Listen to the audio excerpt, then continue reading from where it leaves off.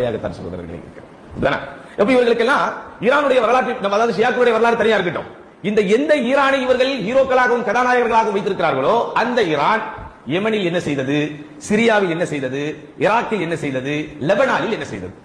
கஸாவின் குழந்தைகளை இந்த இஸ்ரேலை சார்ந்த இந்த யகூதிகள், இந்த சபிக்கப்பட்டவர்கள் தாக்கும் போது உங்களுக்கு கண்ணீர் வரவில்லையா? அல்லாஹ் வந்துச்சு. உங்களுக்கு வந்த மாதிரி எங்களுக்கு வந்தது, உங்களுக்கு வந்ததை விட அல்ஹம்துலில்லாஹ் எங்களுக்கு வந்துச்சு. ஆனா இங்கே கேள்வி, யெமனில் குழந்தைகள் அழுதார்களே, அப்போது ஏன் உங்களுக்கு கண்ணீர் வரவில்லை? ஹூதியீன்கள் என்று அறியப்படக்கூடிய இந்த ராஃபிதாக்களும் ஷியாக்களும் பெற்று போட்ட கள்ள பிள்ளைகள் அஹ்லு சுன்னாவில் ஆயிரக்கணக்கானவர்களை கொன்று குவித்து, அங்க இருக்கிற அஹ்லு சுன்னாவின் பள்ளிவாசல்களை எல்லாம் உடைத்து தகர்த்து, மக்காவிற்கு கூட பாதிப்பு ஏற்படுத்த வேண்டும் என்றெல்லாம் அவர்கள் தீய செயல்களை தீஞ்செயல்களை செய்கிற போது, சூழ்ச்சிகளை அவர்கள் செய்த போது ஏன் உங்களுக்கு கண்ணீர் வரவில்லை?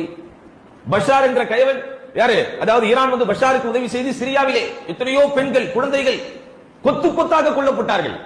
அங்க இருக்கிற இஸ்லாமிய நகரங்கள் எல்லாம் அடையாளங்கள் தெரியாமல் உடைத்து நொறுக்கப்பட்டன. நகரங்கள் சகோதரர்கள் ஒரு சிட்டியை டெமாலிஷ் பண்றான். இப்ப யூபி இந்த மாதிரி இடங்கள்ல புல்டோசரை விட்டு நம்முடைய முஸ்லிம்கள் வாழக்கூடிய சில பில்டிங்களை வந்து டெமாலிஷ் பண்ணல. அப்ப நம்முடைய உள்ளங்கள் எப்படி கொதிச்சது? அவன் எப்படி டெமாலிஷ் பண்ணா? ஒரு ஸ்ட்ரீட் அல்ல, ஒரு தெரு அல்ல, ஒரு 4 பில்டிங் அல்ல. இந்த அஹ்லு சுன்னாக்கள் என்பவர்கள் கொத்தாக தனியாக ஒரு டென்சிட்டி பாப்புலேஷனாக, அடர்த்தியான மக்கள் தொகையாக எங்கே வசிக்கிறார்களோ அந்த நகரங்களையே அடித்து ஒழித்தார்கள். இது வரலாறு.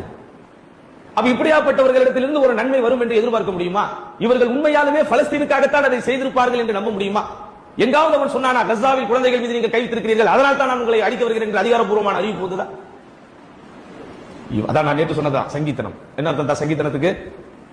இல்லாத ஒன்றை இருப்பதாக கற்பனை செய்யணும், அதுக்கப்புறம் அதையே உண்மைன்னு நம்பணும், அப்புறம் நான் நம்பி அந்த போலியான உண்மையை அடுத்தவர்கள் மேல திணிக்கணும். அதை நீ ஏத்துக்காட்டா உன்னை அடிக்கணும்.